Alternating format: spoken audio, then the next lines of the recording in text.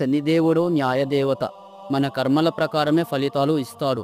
ఆయనను శాంతిగా ఉంచాలంటే కొన్ని ప్రత్యేకమైన పూజలు చేయాలి.